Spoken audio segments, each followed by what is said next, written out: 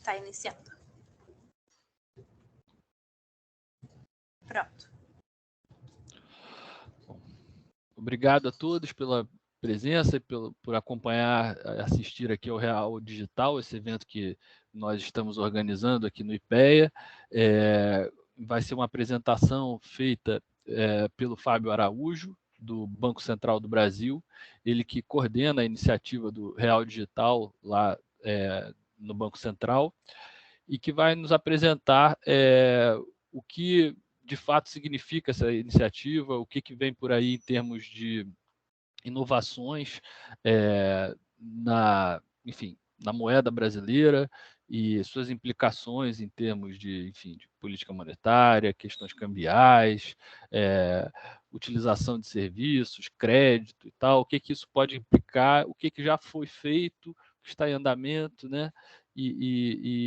Enfim, o que vem pela frente.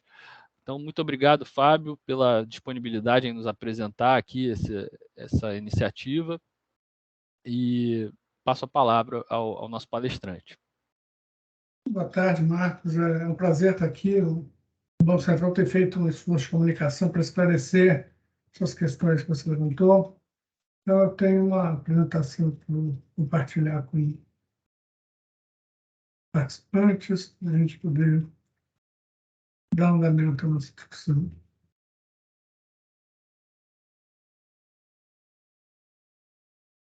Perfeito, estamos vendo. Bem, a estrutura da apresentação, eu vou fazer um panorama internacional sobre CBDC, Central Bank Digital Currency, são as moedas digitais do Banco Central, falar sobre as inovações domésticas que têm ocorrido no Brasil em termos de pagamento e sistema financeiro, e falar um pouco do Real Digital, as formas do Real Digital, como que ele está casado com a tokenização de ativos. Por fim, falar um pouco do Lift Challenge, que é o estágio atual de implementação do Real Digital. Temos o panorama internacional. Você tem, a partir de 2019, com a Facebook demonstrando interesse em fazer uma stablecoin global, despertou o interesse dos bancos centrais. Antes você tinha só, na tecnologia de moedas digitais, você tinha algumas iniciativas, coisas de nicho, mas quando você tem uma empresa com mais de 2 bilhões, na época cerca de 2,5 bilhões de usuários ativos, com a intenção de lançar uma moeda global, isso deixa de ser uma atividade de nicho, passa a ser assunto de interesse da política monetária. Então, os bancos centrais começam a estudar isso. E o interesse é muito grande. A gente tem hoje cerca de 100 países trabalhando em diversos estágios de pesquisa dentro do CBDC. E aqui no Brasil, a gente usa, para classificar esses esforços, três categorias. Tem a categoria de pagamentos por atacado, que está sendo muito capitaneado pelos esforços do BIS, o Bank of International Settlements, na Suíça, no Banco Central, dos bancos centrais. Então, o BIS tem experimentos na Europa, experimentos em Singapura, experimentos com Suíça, vários experimentos muito interessantes. Quem tem interesse em acompanhar esse debate, eu recomendo fortemente visitar o site do BIS, que tem vários relatórios muito interessantes lá, mas bastante focados em pagamentos por atacado. Outros países têm foco em pagamentos instantâneos. Aí você tem Bahamas, que já tem a sua moeda digital oficialmente lançada. Você tem a China, que é o maior piloto em produção. Você tem 270 milhões de wallets ativos no piloto da China, quer dizer, é um piloto, mas é maior do que a população do Brasil. A Suécia já está há alguns anos utilizando tecnologia de blockchain para ver quais são as possibilidades do uso de uma moeda digital. E a Europa também tem um foco muito, muito grande em pagamentos instantâneos para resolver o problema de fragmentação do mercado que eles têm. É muito difícil uma pessoa de um país fazer pagamento em outro país dentro da Europa se não for usando o sistema de cartões de crédito, que você não tem um sistema de pagamentos como a gente tem aqui, o Pix, né? Então, esses dois tipos de problemas que os países estão tentando resolver, aqui no Brasil já estão bem resolvidos. Então, o Brasil cai numa terceira categoria de países, que são os países que estão olhando nessa tecnologia como uma oportunidade de fomentar novos modelos de negócio. Aí você tem países que têm boas soluções de atacado e de varejo, Brasil, Canadá, Coreia, mas outros países se incorporam nessa categoria. Essa categoria é um pouco mais ampla, ela assim, fomenta novos modelos de negócio, é uma coisa muito ampla, então a gente vai, nessa discussão de hoje, tentar entender o que o Banco Central vê como sendo fomento a novos modelos de negócio que poderia trazer valor para a população brasileira. Outro desdobramento internacional importante que tem balizado o desenvolvimento do real digital é o desenvolvimento de ativos no ambiente de mercado, de finanças descentralizadas, DeFi. É uma inspiração para o real digital. Esse diagrama, que é adaptado do paper do professor Fabian Sharp, é um working paper do Federal Reserve Bank de St. Louis, onde ele descreve qual seria uma arquitetura para o sistema de finanças descentralizadas usando a tecnologia Ethereum. Então, apesar de ser uma visão específica, usando uma tecnologia específica de um mercado, de um nicho de mercado hoje, um DeFi, que é um nicho de mercado que cresceu bastante, mas ainda em termos de mercado internacional é pequeno, você está na ordem de uma centena de bilhões de dólares. Mercados, normalmente, no mercado internacional, são na ordem de dezenas de trilhões, então você tem ainda um mercado crescente, mas não tão grande assim. Mas, de qualquer forma, a flexibilidade, a sofisticação dos instrumentos financeiros que você observa nesse ambiente mostra como é flexível isso, como você pode usar essas tecnologias para trazer mais eficiência para as operações do mercado financeiro. Então, nesse ambiente aqui, a gente faz um mapeamento com as coisas que a gente tem em mente. As duas camadas iniciais seriam correspondentes ao real digital, a camada de liquidação e a camada de ativos. A camada de agregação e a camada de aplicações, elas são uma espécie de evolução do que a gente tem hoje no ambiente de Open Finance. Então, esse arcabouço ele dá uma ideia geral de como a gente pode juntar as ações que estão sendo feitas no Banco Central para desenvolver o mercado financeiro, aumentar a eficiência e a democratização de acesso, principalmente pela redução de custos e pela contestabilidade de mercados que esse tipo de tecnologia pode trazer. Mas nem tudo nesse mercado são flores, né? As coisas não são só positivas. A gente vê esse lado positivo de grande eficiência, de incorporação de novas tecnologias que aumentam a democratização e a contestabilidade do mercado. Mas quando você vê o que está acontecendo hoje no mercado, você ainda está muito longe disso, né? Você tem uma sofisticação grande, mas você tem uma coisa que está muito mais para Wall Street do que para Main Street, né? Está mais para Faria Lima do que para 25 de março. E a gente gostaria de trazer essas tecnologias para o uso da população. Então, essa discussão não é só uma discussão do Brasil, que eu trouxe um exemplo do debate que ocorreu no seminário do Banco da França, falando onde o presidente do Federal Reserve Bank fala da importância da regulação do ambiente DeFi. Quando a maré baixou, você teve uma redução da liquidez internacional, você viu que alguns dos agentes de mercado estavam nus, né? Então, você tem necessidade de regulação. A transparência é uma coisa importante, como foi frisada pelo Paulo. Eu faria um qualificante a mais. A governança desses ambientes é pouco transparente, então você trazer uma governança melhor estabelecida poderia ajudar bastante o desenvolvimento e a melhor aplicação dessas tecnologias no mercado financeiro. Já a Lagarde, ela buscou fazer uma distinção entre os criptoativos, ativos virtuais e as stablecoins. as stablecoins elas parecem muito com o depósito bancário, com outros instrumentos de emissão de moeda que a gente já tem hoje em dia. As criptomoedas são um ativo completamente diferente, então essa distinção é importante, apesar de hoje no mercado stablecoins e criptoativos serem tratados de uma forma conjunta. Inclusive, no projeto do Banco Central, a gente tem um espaço para stablecoins reguladas já definidas de partida, a partir da plataforma que nós queremos implementar.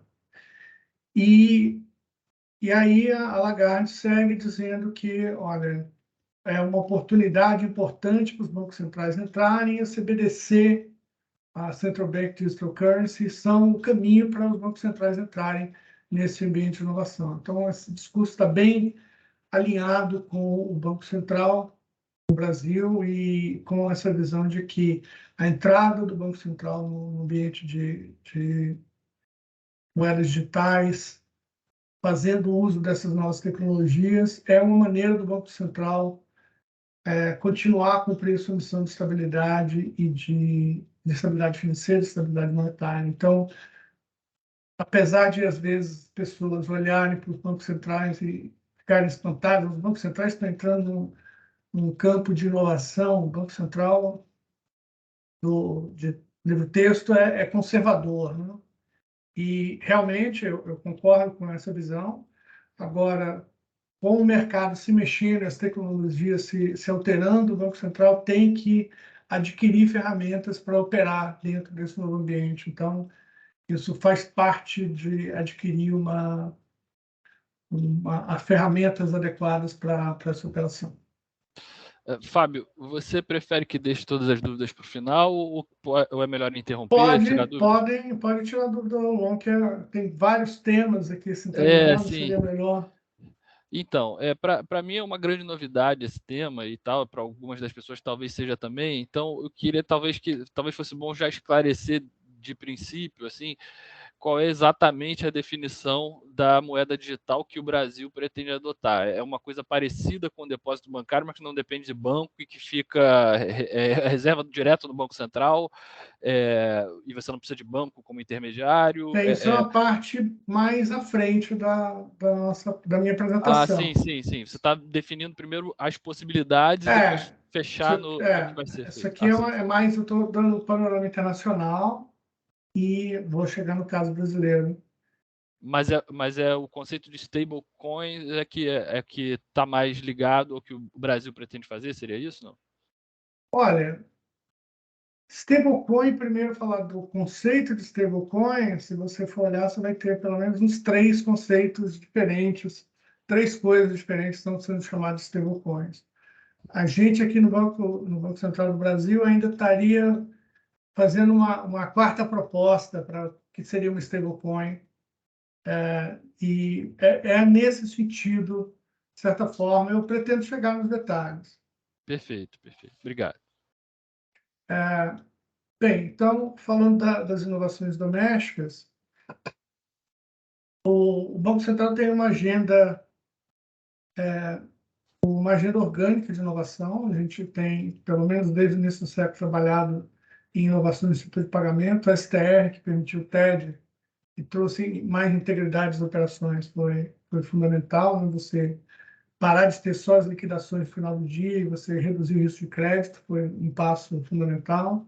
Em 2013, teve um outro passo muito importante, que foi a criação do e-money, a moeda eletrônica, que trouxe flexibilidade, quebrou a verticalização que a gente tinha no mercado de pagamento brasileiro e abriu espaço para o ecossistema de fintech, foi super importante. O Pix trouxe um trilho único para a operação de todos os agentes do mercado. Isso também contribuiu para a concorrência nesse ambiente. E, partindo dessa base, o Real Digital busca trazer programabilidade e criar uma plataforma de pagamentos inteligentes que a gente vai definir mais detalhadamente ao longo da apresentação. Então, nós temos aqui 4 marcos importantes na inovação do sistema financeiro: o e-money, que quebrou a verticalidade e fomentou fintechs, o Pix, que trouxe os pagamentos instantâneos e abriu um canal de relacionamento digital com as pessoas. Você tinha o fenômeno de que, apesar de a gente ter uma bancarização razoável para um país emergente, a maior parte das pessoas só ia ao banco, sacava o dinheiro e depois fazia pagamentos em espécie. Agora, com o Pix, as pessoas acessam o aplicativo do banco e começam a criar um relacionamento digital com o banco. As informações ficam mais acessíveis ao banco, então ele pode fazer ofertas de produto que antes ele não tinha condições de fazer. Isso são as inovações no serviço de pagamento, que a gente já avançou bastante. A gente está avançando em serviços financeiros. Um passo inicial é o Open Finance, que quebra silos de informação, democratiza o uso da informação para as pessoas e também fomenta o crescimento de fintechs. E o Real Digital traria programabilidade e eficiência para esses contratos, democratizando o acesso ao ambiente. Então, falar um pouco das diretrizes específicas do Real Digital. Então, como eu já falei, o foco é no desenvolvimento de novos modelos de negócio que possam trazer tecnologias como dinheiro programável, smart contracts e servir para a liquidação da internet das coisas. Ele funciona como uma extensão do real emitida pelo Banco Central e acessada através de um sistema custodial pelos participantes do sistema de pagamento. Então, você teria que ter uma conta bancária para acessar ou uma conta de instituição de pagamento. O Banco Central não tem vocação de prestar serviços de varejo ele diretamente. Então, o Real Digital seria uma plataforma para fazer com que serviços de varejo baseado em moeda digital chegasse à mão do consumidor. Mas é uma infraestrutura, uma plataforma e não um produto de varejo. Você levar o varejo tem várias implicações, a gente deve discutir algumas ao longo da apresentação. Se tiver dúvidas, a gente pode aprofundar. Então, mas apesar de ser custodial e ser feito através de intermediários, o foco é trazer serviços de varejo, serviços online de varejo para as pessoas e, eventualmente, serviços do offline para pagamento digital. A gente fala, eventualmente, do offline porque os desafios tecnológicos são bem maiores para pagamentos do offline e a gente tem trabalhado, mas não é um dos principais aspectos do Real Digital. A ausência de remuneração, que o Real Digital ele reproduz a característica do Real, ele vai ter o mesmo tipo de relacionamento que as entidades têm com o Real. Então, a ausência de remuneração, que foi uma discussão que surgiu na Europa no começo, para você quebrar a barreira do Zero Lower Bound e poder implementar taxas negativas. Isso não é uma intenção do Banco Central, não é uma intenção de usar o Real Digital como uma nova ferramenta de política monetária. Além dessas diretrizes de negócio, a gente tem algumas diretrizes jurídicas e de TI. Na questão jurídica, é importante ter segurança jurídica. O Banco Central não tem um mandato claro para a emissão do Real Digital, na interpretação que a nossa Procuradoria tem. Então, isso quer dizer que a gente poderia até pensar em lançar o Real Digital com um arcabouço legal que a gente tem hoje, mas você teria espaço para questionamento jurídico, então seria melhor você ter isso claramente estabelecido em lei. E a gente está trabalhando para alterações sejam apresentadas para o Congresso no próximo ano. Propostas de alteração serão apresentadas para o Congresso. Com relação ao... Você tem um binômio privacidade e prevenção à lavagem de dinheiro, que quando você lê sobre o Real Digital, sobre o Real Digital, não, sobre o CBDC em geral, é um ponto de muita importância, né? As pessoas querem privacidade, isso está de acordo com as demandas que a sociedade tem hoje. Por outro lado, as pessoas querem integridade nas transações que estão ocorrendo dentro do sistema financeiro. Então, você não pode permitir lavagem de dinheiro, financiamento do terrorismo. Então, tem vários países que estão pensando em rediscutir esse arcabouço. Eu acho que aqui no Brasil a gente já tem uma definição bem feita com a Lei Geral de Proteção de Dados, LGPD, proteção de dados das pessoas. Então, o Real Digital pretende dar o grau de privacidade de operações digitais, conforme está previsto na LGPD e no sigilo bancário, que nos parece ser adequado para a prevenção de atividades ilícitas dentro do ambiente. A interoperabilidade com os sistemas já existentes e com outros países é uma das diretrizes também. Então, para pagamentos transfronteiriços, a gente reconhece que o uso dessa tecnologia poderia trazer grandes avanços, apesar de que o maior problema na nossa avaliação atual não é quanto aos pagamentos, à tecnologia, né, para os pagamentos transfronteiriços, é muito mais uma questão regulatória de acordos internacionais. Então, esse é um tema que tende a caminhar mais lentamente à medida que os países consigam fazer acordo entre si ou consigam se agregar ao redor de uma plataforma global que está sendo discutida no G20, no BAS, na FMI. E a resiliência cibernética também é fundamental. Pretende-se que o Real Digital seja uma infraestrutura crítica do sistema financeiro, então ele tem que ter a resiliência cibernética compatível com um desses sistemas.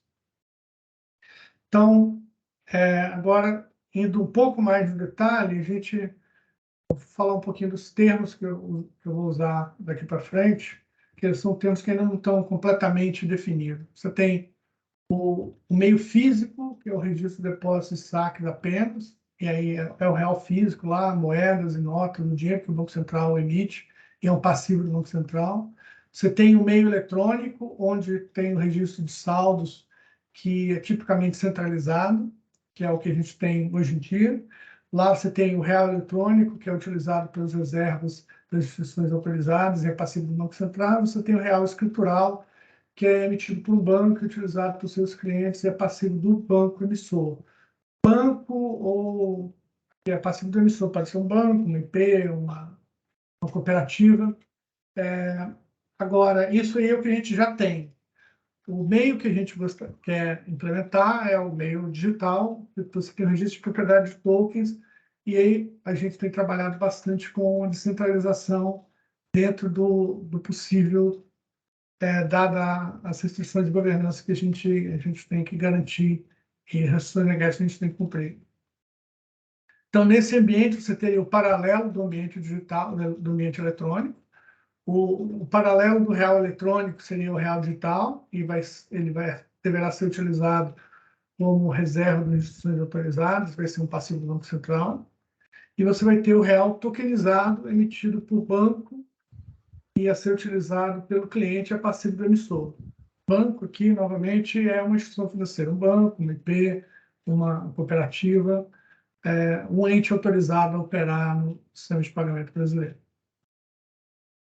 Então, continuando essa analogia, olhando para o que a gente tem hoje, né? Você tem um ambiente entre o BC e as instituições financeiras. Então, no passivo do BC, você tem as contas bancárias, a reserva bancária, as contas de liquidação, que se refletem no balanço dos bancos e das IPs. Nos bancos, você tem os depósitos à vista, o passivo deles é o depósito à vista, e das IPs, a conta de pagamento, e isso representa um ativo do cliente. Em paralelo a isso, no ambiente do real digital, você teria um espelho dessa estrutura. Então, os reais digitais seriam passivos do Banco Central, seriam ativos de bancos ou IPs, que teriam reais tokenizados para oferecer para os seus agentes, e os reais tokenizados aqui fariam o papel que as stablecoins cumprem no ambiente de criptoativos. Então, você tem alguns princípios que são importantes para a estabilidade monetária e para a estabilidade financeira. O do no harm é para você tentar ser o menos disruptivo possível para o sistema, trazendo vantagens, mas uma forma criativa, né? Agregando e promovendo a coexistência. Então, a resposta é endógena, da forma que é hoje a política monetária. Então, a emissão de reais digitais seria parte da formulação da política monetária atual. Você teria neutralidade nos balanços, porque o banco ele optaria por qual formato de real digital, de real ele teria, o real digital, o real eletrônico, o real físico, da mesma forma que as pessoas. Então, a gente tem as equivalências entre os tipos de liquidez. Se tiver pergunta, fica à vontade. E, então, ela reproduz, a gente procura reproduzir a infraestrutura que hoje a gente tem no ambiente bancário convencional, usando uma nova tecnologia para desincentivar o uso dele como reserva ou como valor colateral. Alguns países têm a privacidade, a anonimidade como sendo uma coisa fundamental. A gente acha que isso seria ruim para a economia brasileira, se você tivesse um instrumento digital que tivesse o mesmo grau de anonimidade que as cédulas impressas têm. Então, para garantir a estabilidade financeira, você tem que garantir que não há simetria para gerar substituibilidade artificial entre os instrumentos financeiros, seria apenas uma questão de incorporação de novas tecnologias e preservaria a estrutura do mercado com esse arranjo que a gente tem, herdando todo o arcabouço regulatório e bastante do know-how do arcabouço operacional que nós temos atualmente. Então, apesar de parecer ser uma disrupção muito grande, o desenho que nós temos, ele faz uso e aproveita muitas das estruturas que nós já temos disponíveis hoje no mercado e na regulação, para que a gente possa testar e garantir a segurança dessas soluções para o uso da população. Então, para criar essa plataforma, a gente tem algumas diretrizes. A diretriz que eu volto a repetir é levar serviços de varejo ao cidadão baseada em tecnologias de moeda digital. Então, o foco é em serviços de varejo. Vários países estão pensando em usar essas ferramentas apenas para operação atacada, operações entre os bancos. A plataforma vai ser uma plataforma permissionada, e nesse sentido, quer dizer que, apesar de ela ser baseada em tecnologia de DLT, quem pode rodar um nó nessa plataforma é apenas a gente autorizado. Então, a possibilidade de ocorrer como ocorre hoje no ambiente de blockchain, do Ethereum ou de Bitcoin, eu baixar o código de um nó e rodar um nó no meu computador e começar a validar transações ou fazer deploy de smart contracts, isso não é uma possibilidade aqui, porque todo o acesso é feito através de uma entidade autorizada, só tem nó rodando dentro desse ambiente as entidades autorizadas, e as pessoas acessariam o serviço através das carteiras oferecidas por essas entidades. A plataforma que a gente tem em mente é uma plataforma multiativo. O real tokenizado e o real digital, que eu já mencionei anteriormente, estariam presentes nessa plataforma. Além disso, estariam outros ativos autorizados para aumentar a eficiência das transações dentro desse ambiente. Ativos autorizados pelo BC, pela CVM ou possivelmente por outros reguladores nacionais. E outra diretriz importante aqui é o papel predominante das moedas privadas autorizadas no real tokenizado dentro desse ambiente, fazendo o papel das stablecoins que as stablecoins cumprem no ambiente de cripto. Então, a gente teve aquele diagrama principal, uma discussão, e agora, assim, tentar trazer um pouco, de forma mais esquemática, essa discussão aqui para o que a gente pensa para o real digital. Então, essas duas setas no canto inferior esquerdo são o STR, o Sistema de Transferência de Reservas, que é o sistema de operação interbancário atualmente disponível, o SPI, que é o Sistema de Pagamentos Inteligentes, que é o sistema que dá suporte ao PIX. Então, você teria que ter uma interoperabilidade entre esses sistemas com a camada de liquidação do real digital. Nessa camada de liquidação, você teria o real digital, que estaria em carteiras de regulados sob custódia do Banco Central.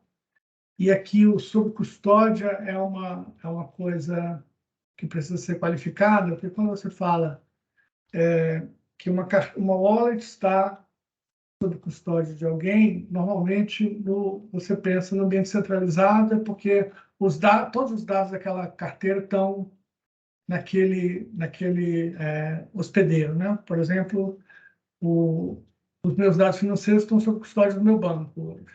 Então, ele tem todas as minhas informações bancárias lá com ele. Quando você passa para um ambiente distribuído, as informações passam a estar disponíveis na rede. Mesmo que as pessoas não saibam de quem é aquela informação, a informação não está mais centralizada só no banco. Então, mas quando você fala da carteira do regulado, está no Banco Central, isso não quer dizer que ela vai estar exclusivamente lá no Banco Central.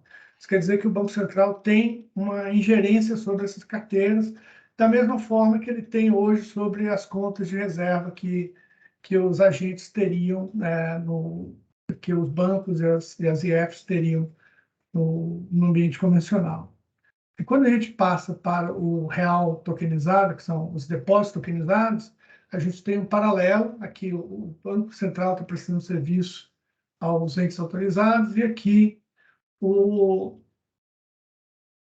bancos estão prestando serviço aos seus clientes. Então, eles tokenizam o depósito e colocam na carteira do consumidor. Então, a ideia é que você tem seu dinheiro que está lá na conta do Bradesco, do Itaú, ele possa ser tokenizado para acessar essas tecnologias. Pode ser feito de uma maneira mais ou menos transparente, dependendo da forma com que o negócio seja implementado. E ele estaria em carteiras dos consumidores para ter acesso a esses novos tipos de contrato que podem ser feitos no ambiente de moedas digitais. Então, para as transações, para as liquidações dos clientes, o real tokenizado ele transitaria entre duas camadas, entre as camadas de ativos e a camada de liquidação. E nessa camada de ativos, a gente pretende que estejam os ativos que são autorizados pelo Banco Central, que são os ativos bancários, tipo o CDB, o recebíveis de cartão de crédito, recebíveis de duplicata, a gente tem uma lista de recebíveis que estão começando a ser regulados agora, eles poderiam ser registrados dentro desse ambiente. Valores imobiliários também poderiam ser registrados nesse ambiente, seguros, previdência privada poderia vir a ser registrado dentro desse ambiente para fazer negociações também de uma forma segura e eficiente. Aí uma pergunta que pode surgir assim, por que os ativos estariam nessa estrutura do real digital? Os ativos não poderiam estar fora dessa estrutura? Podem estar fora. O que quando você tem os ativos dentro de uma estrutura diferente de onde está o ativo de liquidação, né, onde está a moeda, você tem um problema de fazer a liquidez fluir entre esses dois ambientes. Então, você teria um problema de fragmentação da liquidez, porque se você tivesse cada um ativo registrado em um ambiente diferente, os bancos precisariam ter liquidez em cada um desses ambientes, os agentes precisariam ter liquidez em cada um desses ambientes, então você teria um problema de gestão de estoque aí, que seria complexa e traria ineficiência. O outro problema é que quando você faz uma ponte com um ambiente de negociação em separado, você abre um flanco para ataque, para cyberataques. Então, você reduz a eficiência também e reduz a segurança. Então, você tem o ativo, você tem uma rede multiativa, onde os ativos que vão ser negociados e os ativos de liquidação convivem dentro da mesma rede, você aumenta a eficiência e aumenta a segurança. Isso seria o first best, né? Então, mas a gente reconhece que nem tudo vai ser feito aqui dentro. Então, a gente precisaria ter conexão da camada de liquidação com pagamentos transfronteiriços.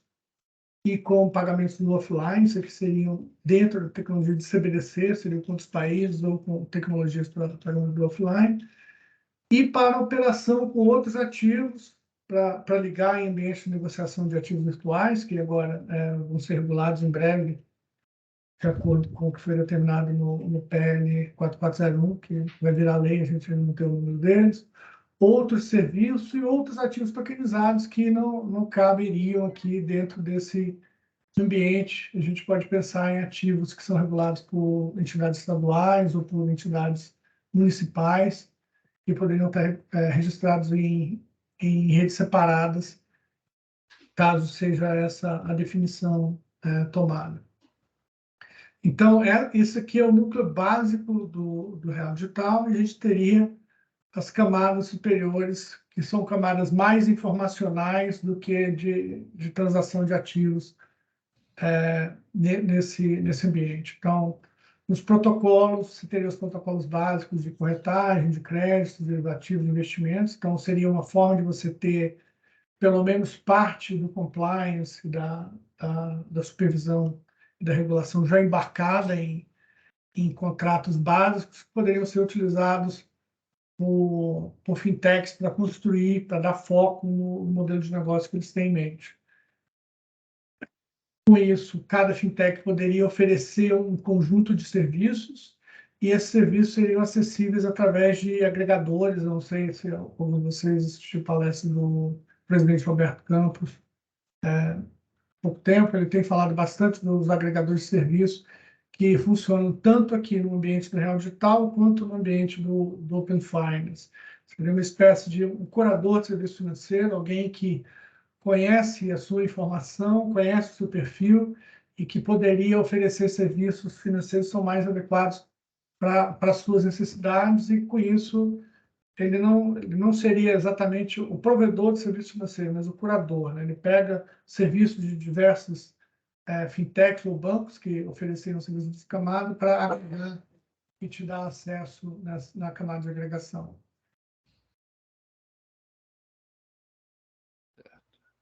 Sim.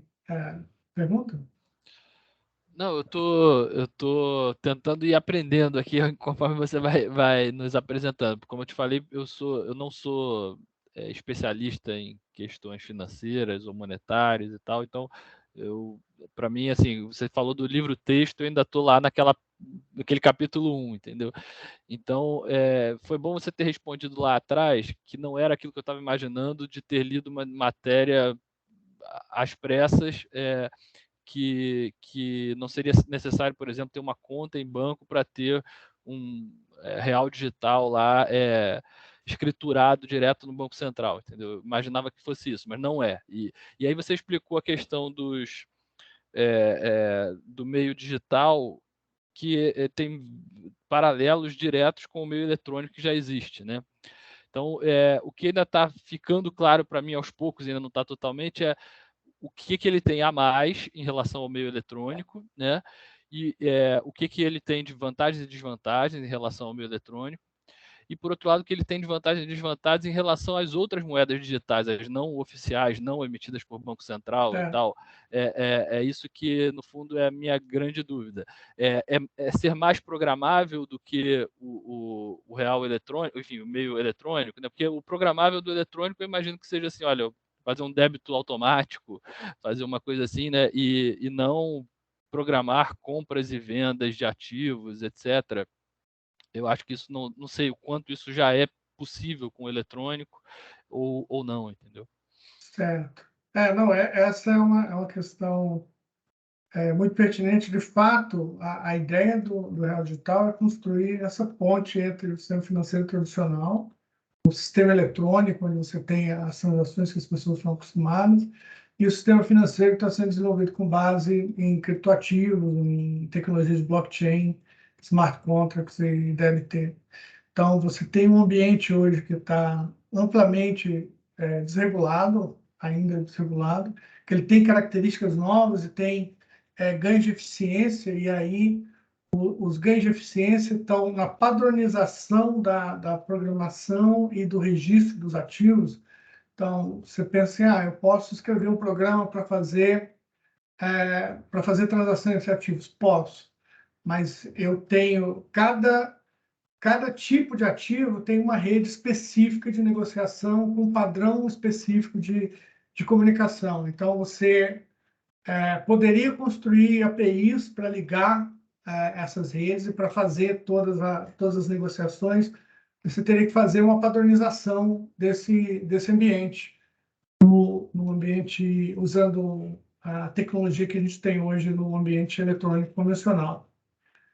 Isso é uma pergunta que os bancos centrais têm feito. Olha, a gente tem mais flexibilidade aqui no ambiente digital do que no ambiente eletrônico. A gente não poderia simplesmente incorporar essas características no ambiente eletrônico e esquecer o ambiente digital?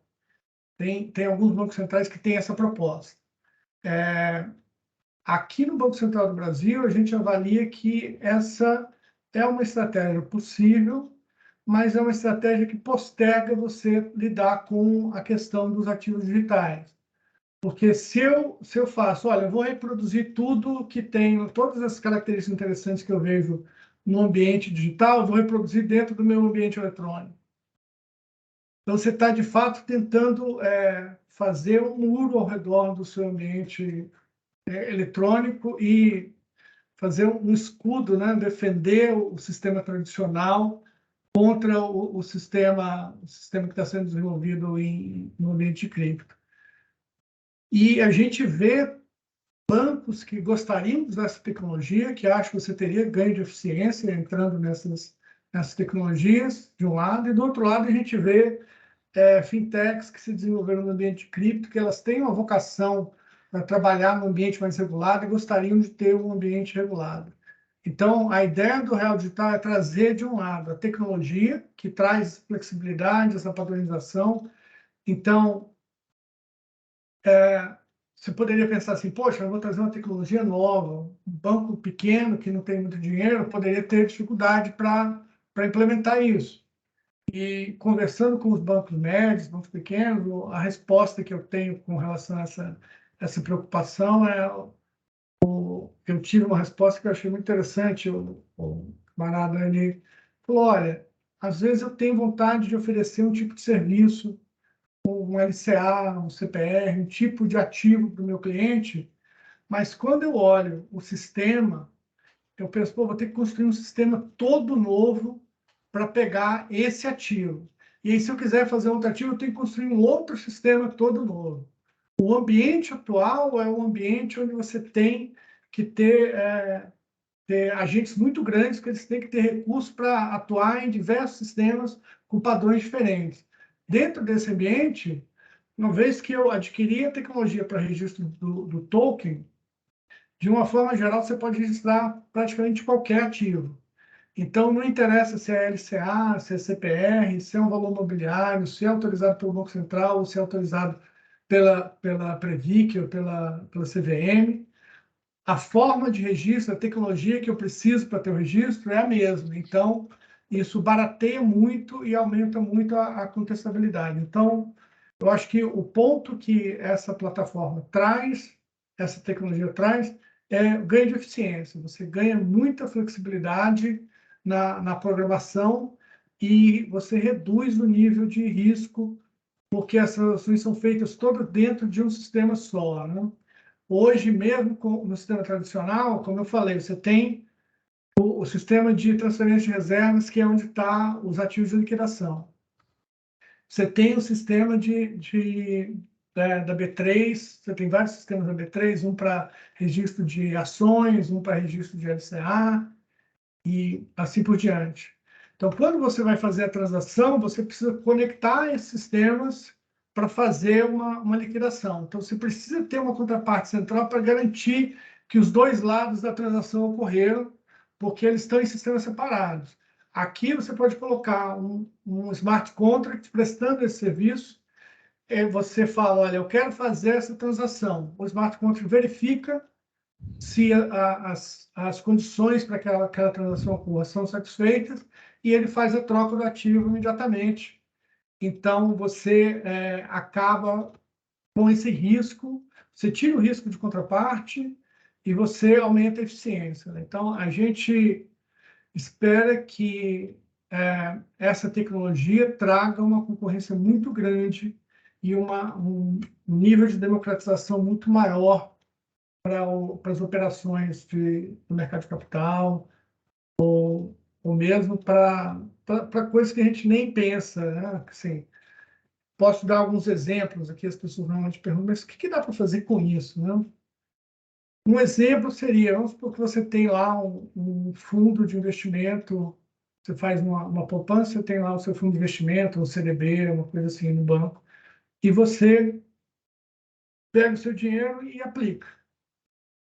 E aí você gostaria de fazer, de repente apareceu uma compra que é um valor maior do que você deixou de reserva na sua conta, e você teria que liquidar uma transação dessas, alguma coisa que você tem na poupança, um investimento, um fundo, para ter o dinheiro para fazer aquele pagamento.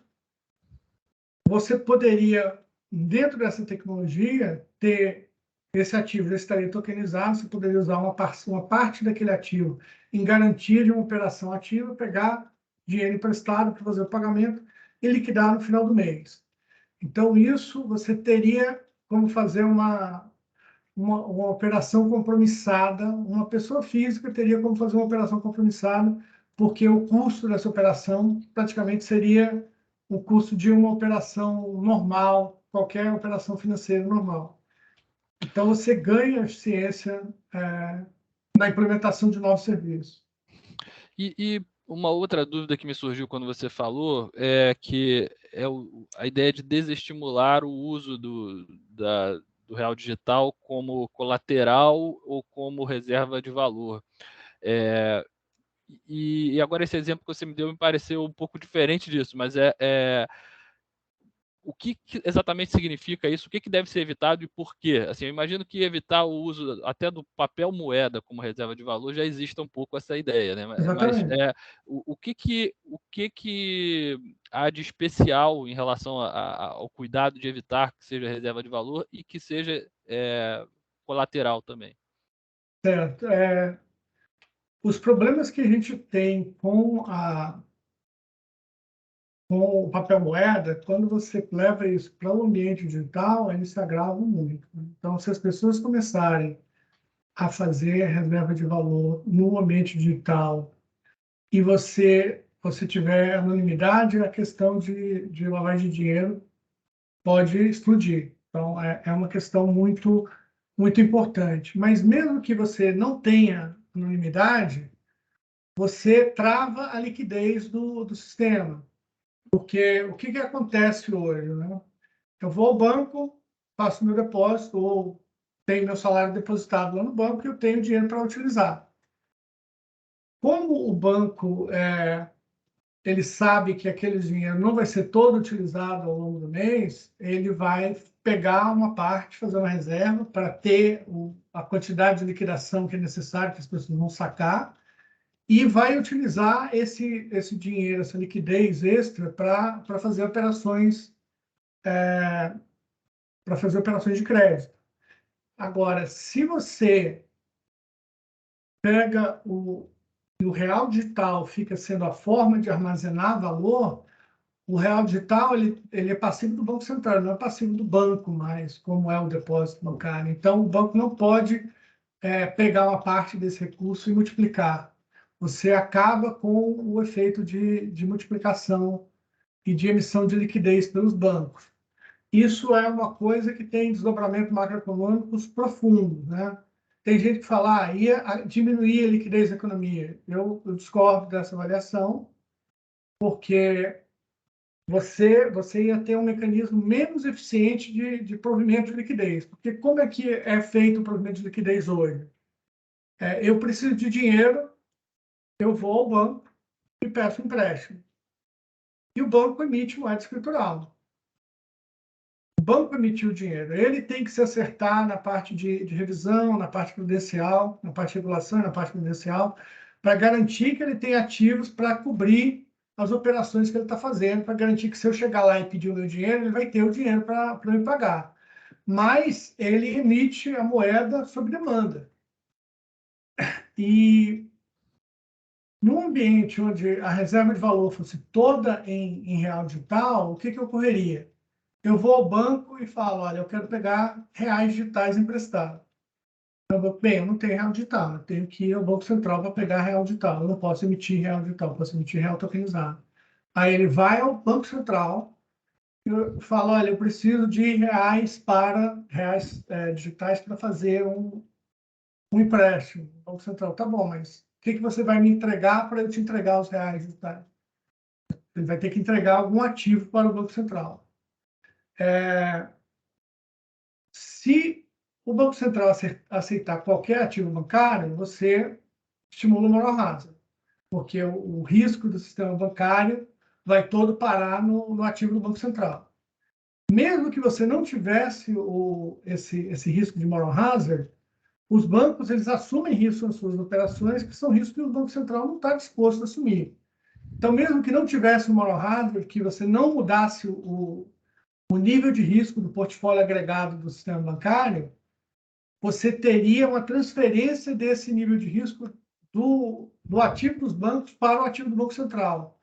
Isso não está claro que seria uma coisa positiva para a sociedade. O Banco Central, como eu falei anteriormente, ele tem tendência a ser conservador, então um caminho natural para você evitar o moral hazard, para evitar esses outros problemas, seria o Banco Central ele fazer uma restrição sobre as carteiras que ele aceita como garantia, ou fazer um haircut, uma redução do valor de face nas carteiras mais arriscadas. O Banco Central teria que começar a fazer apressamento compensado por risco para incorporar esses ativos na carteira para entregar o real digital para que os empréstimos fossem feitos. Isso iria acabar guiando o mercado de crédito total, né? Porque quando o banco eu chego lá para fazer um empréstimo, aí o banco pensa, eu vou emprestar esse dinheiro, mas depois esse empréstimo o Banco Central não vai querer pegar, então eu não vou poder fazer esse empréstimo, porque na próxima rodada de empréstimo eu vou ter que pegar a carteira de empréstimo que eu tenho e passar para o Banco Central. Então você teria desdobramentos muito complexos do ponto de vista macroeconômico e do ponto de vista de política econômica e de economia política também para o crédito e para o ativo do Banco Central. Então, por isso que é importante não estimular o uso do real digital como reserva de valor. Sim, você já avançou agora no tema que é o tema de uma pergunta aqui do Estevão Kopschitz, que é coordenador de conjuntura do IPEA. Ele pergunta, além das questões de pagamentos, existe discussão sobre possíveis consequências para a política monetária? Você estava falando especificamente dessa questão de usar como reserva de valor e tal, mas a política monetária precisará ser adaptada de algum modo ao uso do real digital em termos de requerimento de reservas ou outros que venham a ser feito?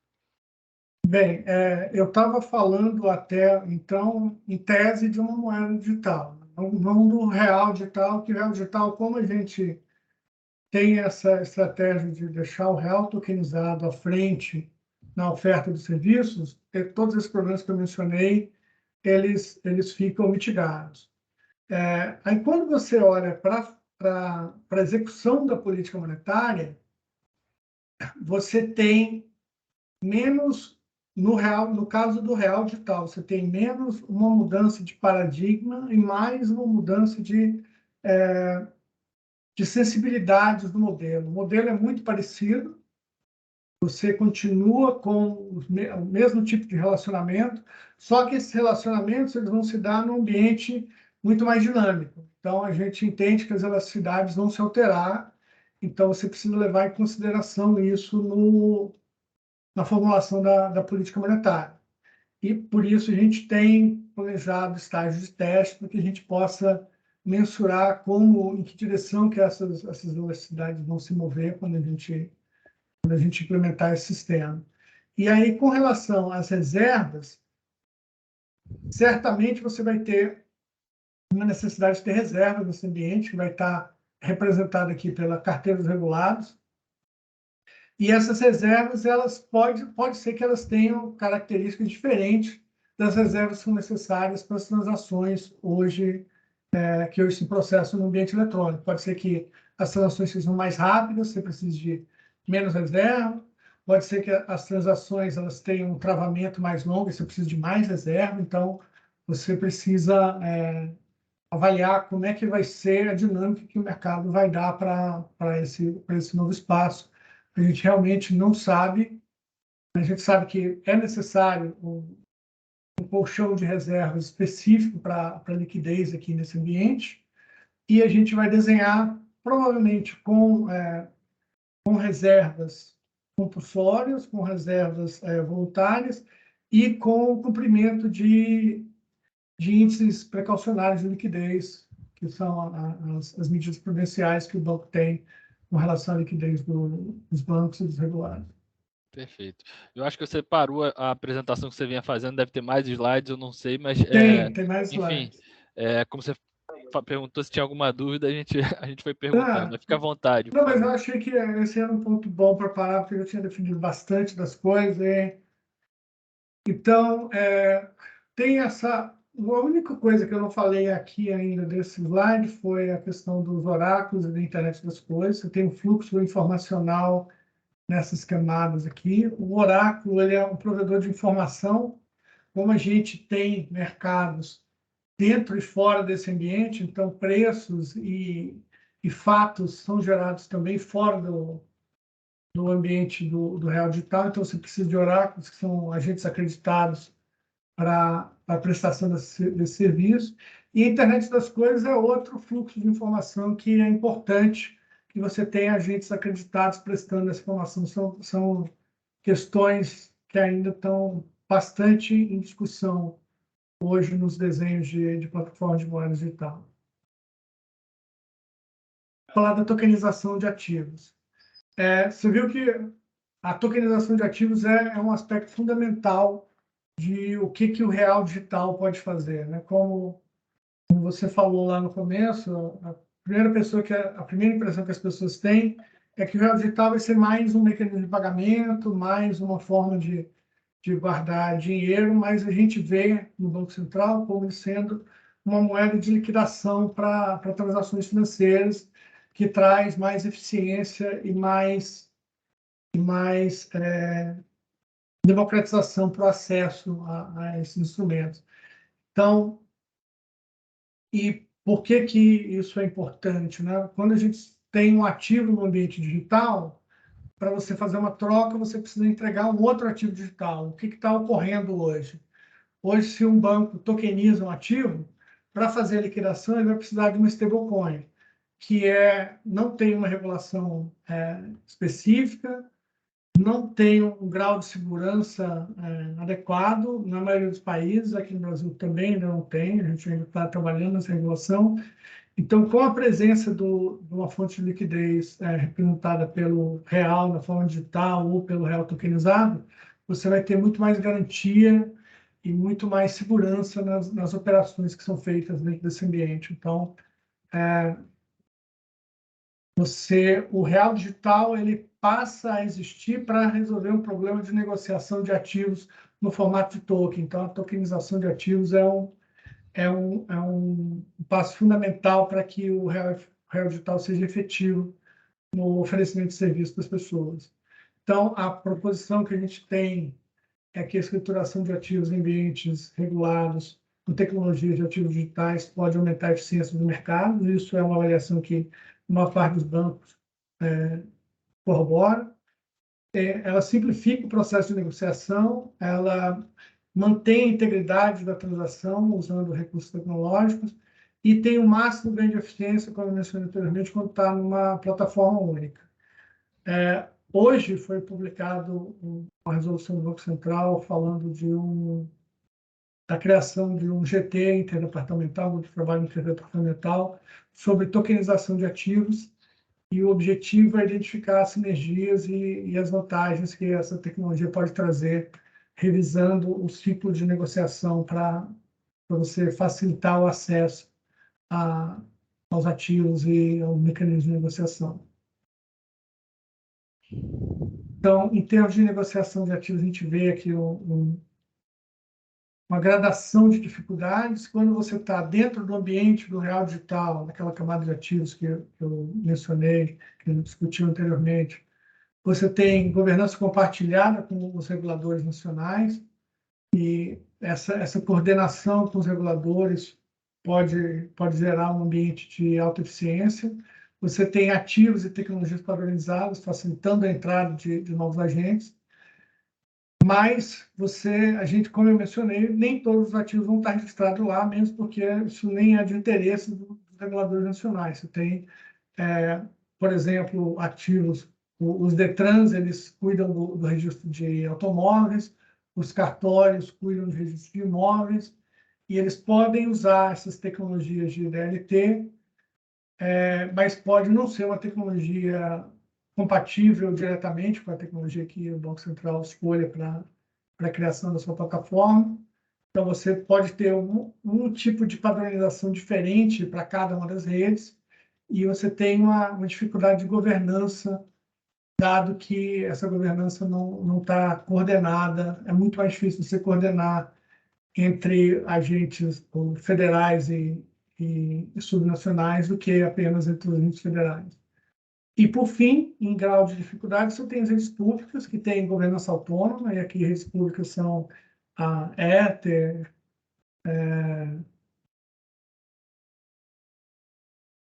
no Ethereum, o Bitcoin, o ADA, a XRP, eles têm as governanças públicas dele. E aí cada um, a princípio, usa uma tecnologia, e a governança também é completamente fora do alcance do Banco Central. Então, você aumenta os desafios de interoperabilidade com esses ambientes. Então, a gente sabe que a gente tem várias questões para responder, e então, para responder essas questões, nós entramos numa fase de testes. A primeira fase de teste foi o Lift Challenge, que a gente fez uma chamada no final do ano passado, por causa da greve, atrasou bastante o desenvolvimento. A gente deve concluir essa fase do Lift Challenge em fevereiro de 2023. A chamada foi com foco em casos de uso que incorporassem protocolos de finança descentralizada, ou protocolos de pagamento contra pagamento, ou entrega contra pagamento, e protocolos para liquidação na internet das coisas. A gente teve 47 propostas de 43 empresas diferentes, de 8 nacionalidades e diferentes perfis de empresas e de aplicações para o real digital. Aí um pouco da pergunta do Marcos, o que a gente pode fazer com isso. A gente também tinha várias das perguntas, a gente recebeu 47 respostas de empresas diferentes, selecionou 9 casos para acompanhar. Então, nesses 9 casos que a gente selecionou, a gente tem uma variedade de casos de uso, de perfis de proponentes, né? A gente tem duas propostas de finança descentralizada, uma pool de liquidez e uma para funding para pequenas e médias empresas agrícolas. A gente tem 3 protocolos de Delivery versus Payments, que é a entrega contra pagamento, quando você faz a troca atômica entre um ativo e um meio de liquidação, o ativo e a moeda. O do Santander é focado em ativos reais, que é automóveis e imóveis. Tem o da Febraban, que é ativos financeiros tokenizados, que é focado em debêntures. E você tem a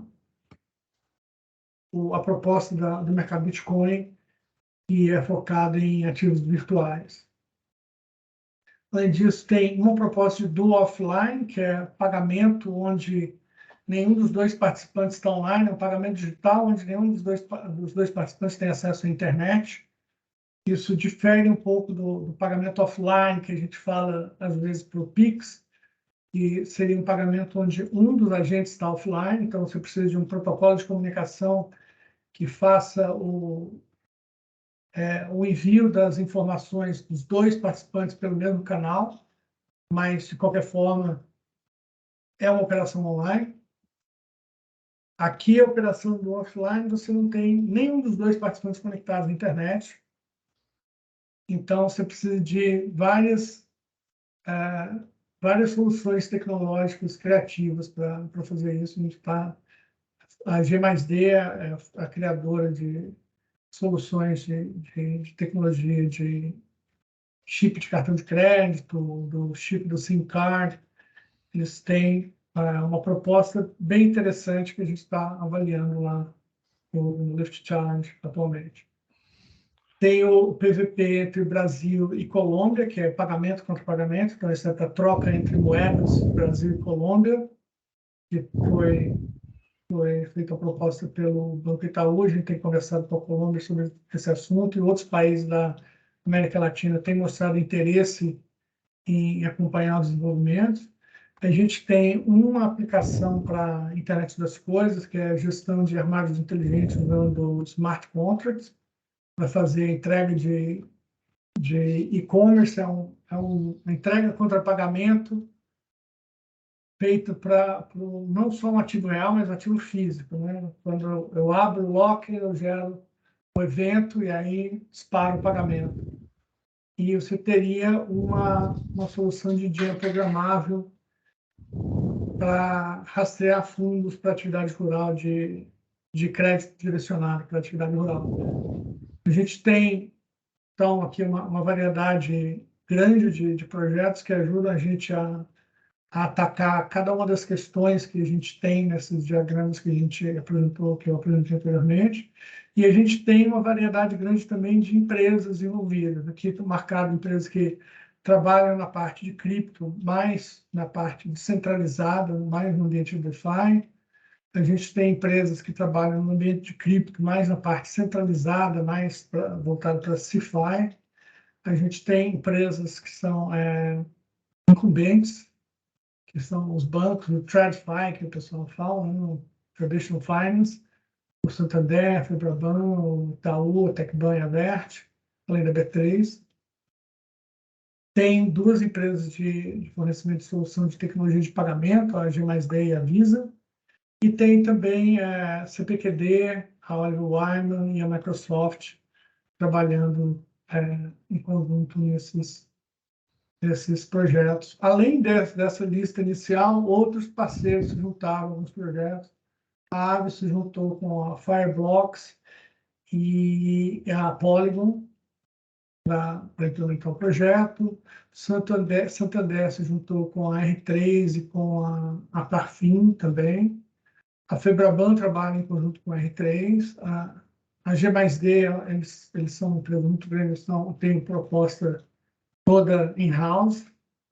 Então, você tem várias empresas trabalhando, atuando para ajudar a responder essas questões. Esses eram os pontos que eu tinha tratado. Se tiverem mais questões, sou aposto para responder. Muito obrigado, Fábio. Eu também convido aí o pessoal da audiência a enviar perguntas aqui pelo chat, que eu vou passar aqui ao Fábio, ler para o Fábio.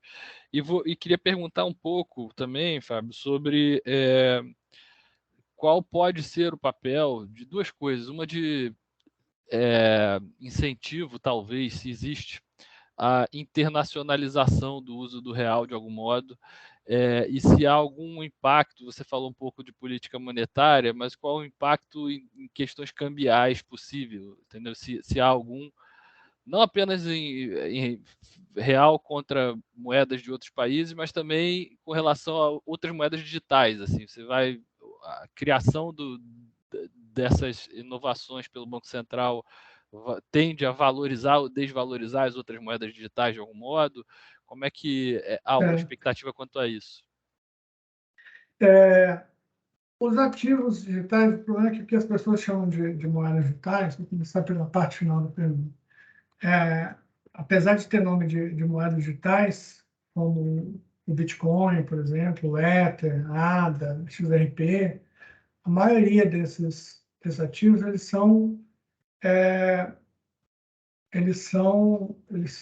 têm muito mais característica de investimento do que uma característica de moeda. Então, você tem uma alta volatilidade, uma alta variação de preço. Imagina, é difícil você pagar com o custo de transação elevado para você fazer uma transação com Bitcoin. Tudo bem que você tem o Lightning, que faz a transação de uma forma mais rápida, mas, de qualquer forma, você ainda tem o risco da operação, né, do valor. Eu faço uma analogia, assim, é como se você fosse pagar as suas coisas usando a ação da Petrobras. As pessoas têm dificuldade de saber o quanto que é aquele preço, porque elas não estão precificando as coisas em ação da Petrobras, elas estão precificando as coisas em reais, né, dentro da economia, em dólar lá nos Estados Unidos, em euro lá na Europa. Então, você tem uma desvantagem muito grande para esses criptoativos nativos, né? Então, eu vejo que você abre espaço para que as pessoas acessem como uma forma de investimento, porque isso deve trazer essas oportunidades de investimento para o mainstream, as pessoas vão poder comprar, de fato elas já podem comprar hoje, você entra lá numa IP, e você já pode comprar R$ 10 de Bitcoin, então já está acessível esse tipo de investimento, mas ele pode se popularizar. Então eu não vejo assim como ele acabando com as moedas digitais que hoje existem, as criptomoedas, mas as criptomoedas elas teriam mais um papel de investimento, que é o papel que elas se mostraram como tendo alguma utilidade até o momento, e não como um instrumento de pagamento. Agora, quando você pensa no arcabouço global, quando você pensa nos outros países, um cuidado muito grande que os bancos centrais têm que ter é quanto à substituição de moeda, né? Então, não é de interesse do Banco Central substituir moeda, que o real substitua unilateralmente a moeda de nenhum país. Então, a gente não acha que seja interessante fazer um sistema que permita com que moradores de outro país possam fazer uso indiscriminado do real digital sem que tenha um acordo com o país onde está sendo feito aquele uso, porque isso poderia trazer dificuldades para o país e dificuldades de relacionamento entre o Brasil e o país que está tendo essa troca essa substituição da moeda, né? Então, é, uma, é um cuidado que se tem de estar sempre discutindo essas questões em organismos multilaterais, o FMI, no G20, o BAS tem avançado bastante. A ideia é você poder ter mais moedas conversíveis. Hoje, com todas as dificuldades que você tem dificuldades de ter moedas conversíveis. Então, o próprio real não é uma moeda conversível, apesar de ter alguma demanda aqui na região pelo real. Então, com essas tecnologias, você poderia facilitar com que o real digital viesse a se tornar uma moeda conversível, com que o real viesse a se tornar uma moeda conversível. Mas eu gostaria de estressar o seguinte, como eu falei anteriormente, essa questão não é tanto uma questão tecnológica quanto é uma questão regulatória. Então, você tem tecnologias que permitem uma integração mais simples, que talvez seja mais fácil de você conseguir fazer essa integração antes de chegar no nível de integração que um ambiente de DLT, de moedas digitais, pode propiciar. Apesar de ter a discussão lá no FMI, no BS, a gente vê que a tecnologia do ISO 20022, que é a tecnologia que dá suporte para o PIX, ela seria mais adequada para um estágio inicial de integração internacional. Então, a gente tem promovido o PIX internacionalmente, a gente está aberto a debate com outros países. O código do PIX foi feito open source para os bancos centrais, então eles têm acesso ao código e têm acesso às equipes do Banco Central para discutir, para adaptar. Então, eu vejo que a tecnologia do Pix ela é muito mais propícia para, para a integração. Dado o nível de integração maior e uma uma graduação do real à condição de moeda conversível, então existem consequências cambiais, provavelmente uma maior estabilidade do real frente às moedas principais, ao euro e ao dólar. Então, isso facilitaria o comércio internacional, facilitaria transações internacionais, você teria reflexos positivos de transformar o real em uma moeda conversível. Mas você tem várias estratégias e o banco tem trabalhado nisso, tem trabalhado na modernização do nosso arcabouço cambial.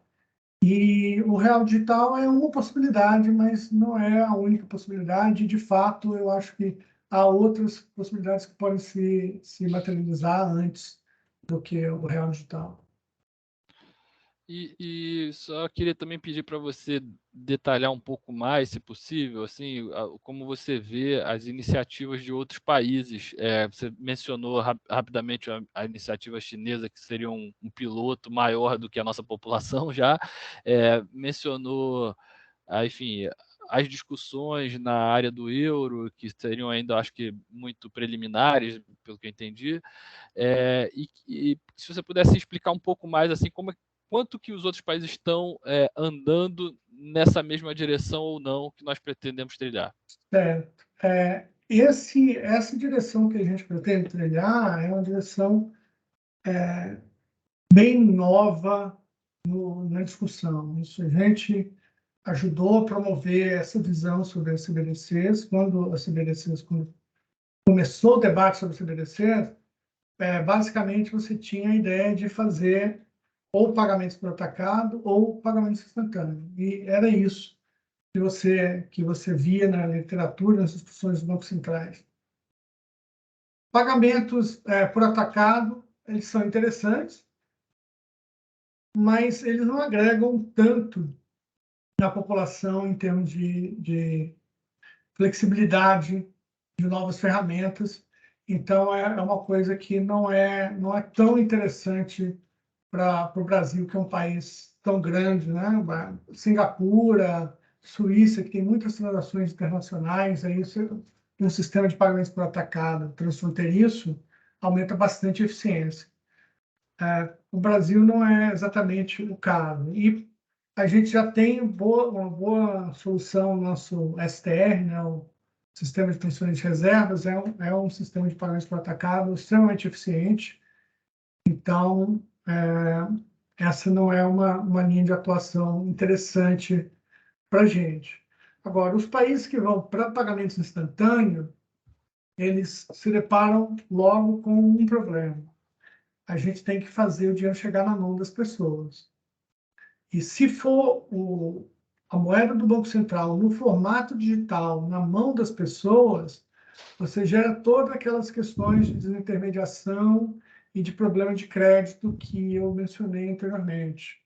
Então, você tende a levar o sistema para um ambiente de neurobanking.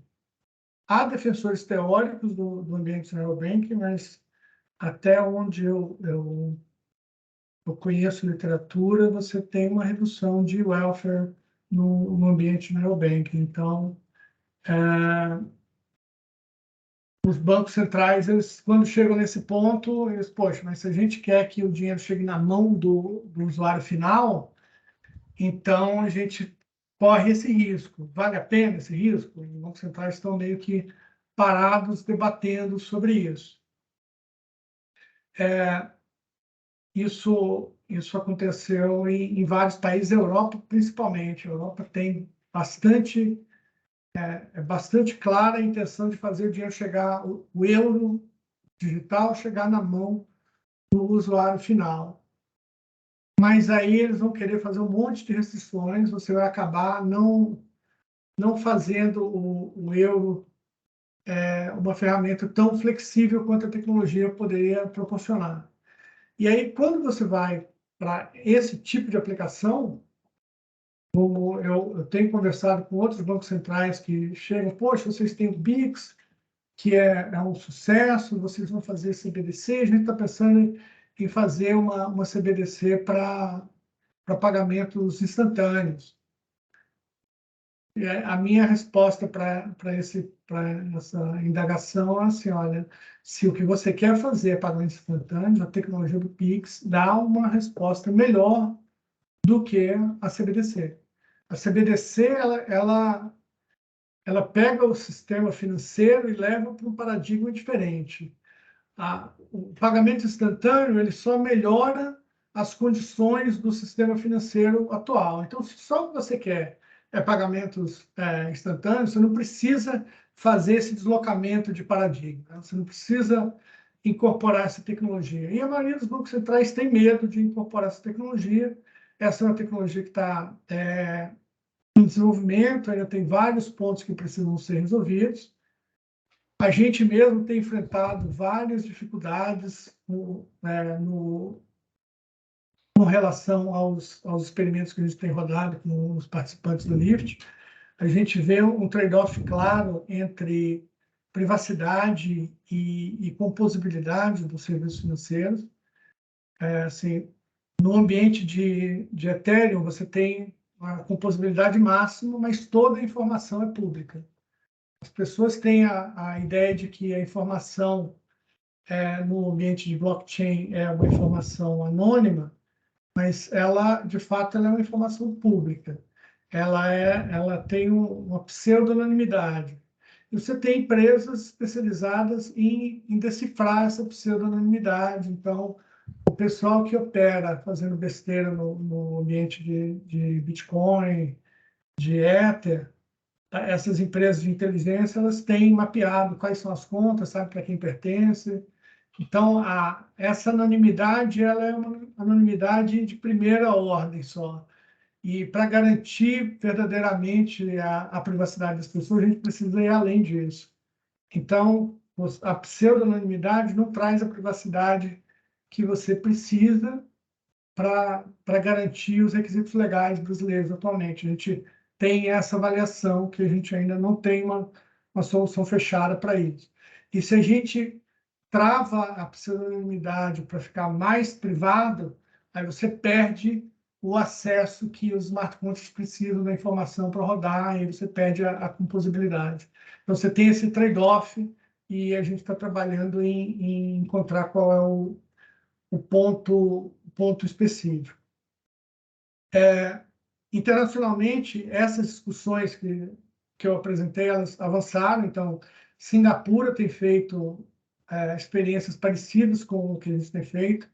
Tem o projeto Mariana, de Singapura, que é um Automated Market Making entre CBDC de 3 países. É um algoritmo que faz o mercado de câmbio internacional. Então, que é um tipo de algoritmo que existe no ambiente de finanças descentralizadas para fazer a troca entre as diferentes criptomoedas. Então, ele está sendo adaptado para usar entre as diferentes moedas fiduciárias do Banco Central, né, no ambiente digital. Tem o projeto Alvin, que eu acho que é do Banco de Hong Kong, que lançou stablecoins lastreados em CBDC, que é basicamente o que a gente está fazendo para colocar o real tokenizado na frente e ter o CBDC como garantia para liquidação por trás, porque esse é um dos principais riscos que as stablecoins têm hoje. Então, tem esse teste lá em Hong Kong. O Federal Reserve Bank de Nova York começou uma prova de conceitos usando o conceito de Regulated Liability Network, onde você tem essa plataforma multiativos e os depósitos estão registrados lá também, que é uma plataforma análoga à plataforma que a gente tem. Então, apesar de que o desenvolvimento inicial dessas ideias, eles estavam muito focados em atacado e pagamento instantâneo, que é bem diferente do que o Brasil tem em mente, eles começaram a se desenvolver nessa linha de você ter o depósito como sendo um ativo de liquidação, do jeito que a gente propõe, e de você incorporar mais tecnologias do ambiente de DeFi dentro da plataforma da moeda digital, que está em linha com o discurso da Lagarde, que eu apresentei anteriormente, de que a CBDC é uma oportunidade para os bancos centrais entrarem nesse novo ambiente, atuarem com essas novas tecnologias e terem uma maneira de regular esses novos mercados. Senão o Banco Central corre o risco de perder o poder de formulação de política. Uma outra questão que você mencionou que me deixou um pouco curioso, que foi das várias propostas de aplicações que foram feitas por várias instituições, aquela de pagamento de duplo offline, né? Eu fiquei imaginando algo como se fosse passar um cheque para outra pessoa, só que, sei lá, de um celular para outro, por aproximação. Eu queria entender qual era a tecnologia que tinha, que eu imagino que não seja o cheque e papel, mas algo mais parecido com aproximar dois celulares ou coisa do gênero. Seria como se fosse um cheque administrativo, né? Porque o cheque ele não tem garantia que tem fundo. Então, teria que ser uma coisa um pouco mais forte do que um cheque. Teria que ser um token do real digital. Então, as propostas que tem, basicamente, assim, você tem um enclave no celulares, que é uma área segura, que é onde você registra a sua biometria, que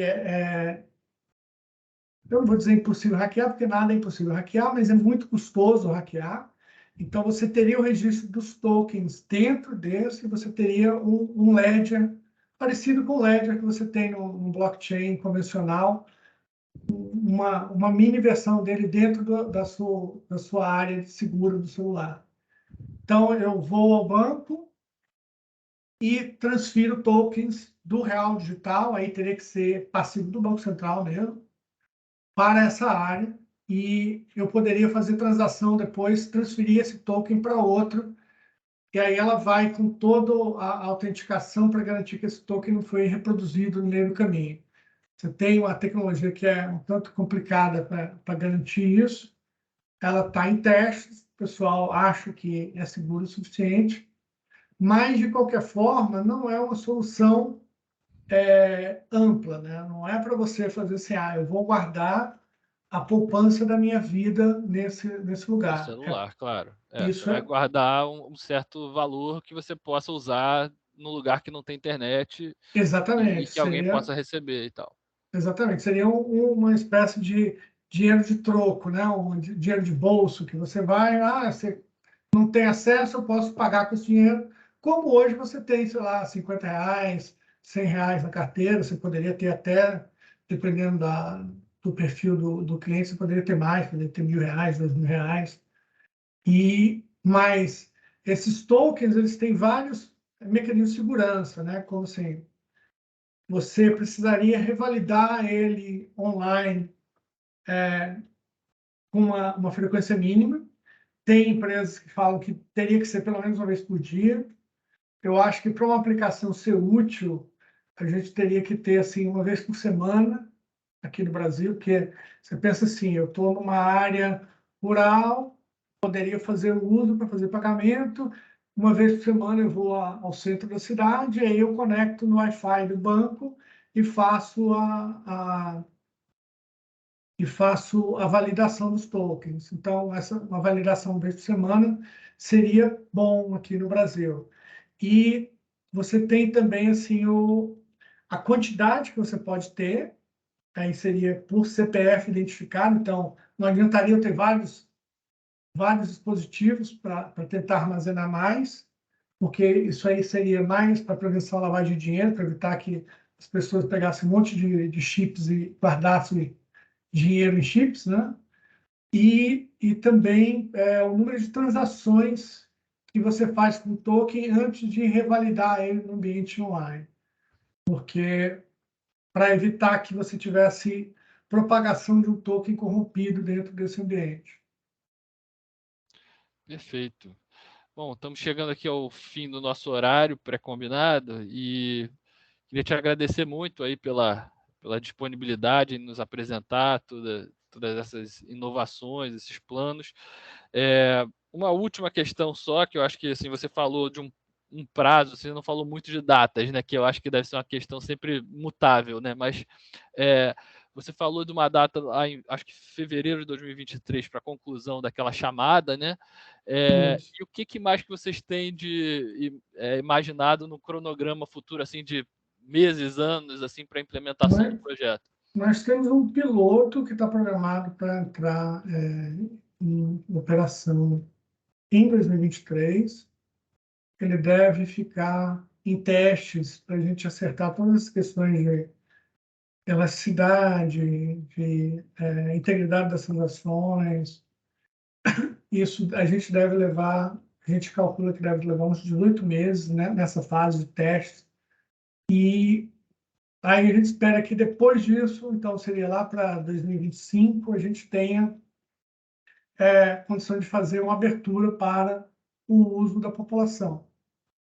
Isso ainda está muito incerto, como eu falei, a tecnologia ainda é muito nova, mas a gente já vai incluindo a participação do mercado, abrindo fóruns para debate. O GTI sobre tokenização está na trilha aí do Real Digital. A gente vai abrir uma linha de debates com os bancos e com os participantes do mercado. A fase de pilotos, mesmo antes de abrir para a população em geral, a gente vai ter bancos participando para fazer os testes. Então, a gente ainda tem uma fase de testes ainda um tanto longa pela frente para o mercado se adaptar a essa nova tecnologia, essa nova infraestrutura. Mas a gente deve ter algumas entregas ao longo de 23, ao longo de 24, esperamos ter em 25 uma abertura mais ampla do sistema. Excelente. Muito obrigado, Fábio. Mais uma vez, a gente, para quem está aqui ao vivo, a gente amanhã vai ter esse vídeo no nosso canal de YouTube e junto com ele os slides da apresentação. Muito obrigado a todos que acompanharam. Um abraço a todos. Um abraço, eu que agradeço. Até mais.